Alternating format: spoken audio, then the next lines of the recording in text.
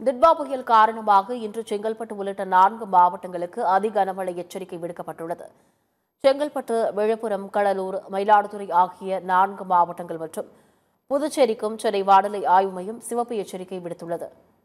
சென்னை, திருவள்ளூர், ராணிப்பேட்டை, காஞ்சிபுரம், திருவண்ணாமலை, கள்ளக்குறிச்சி, சேலம், பெரம்பலூர், அரியலூர், திருச்சி, தஞ்சாவூர், திருவாரூர், நாகப்பட்டினம் மற்றும் காரைக்காலில் இன்று மிக கனமழை பெய்யக்கூடும் என்று கணிக்கப்பட்டுள்ளது.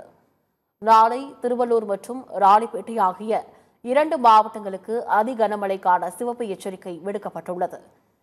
சென்னை, செங்கல்பட்டு, காஞ்சிபுரம், வேலூர், திருப்பத்தூர் ஆகிய 5 மாவட்டங்களில் மிக கனமழை பெய்யக்கூடும் என்றும் தெரிவிக்கப்பட்டுள்ளது.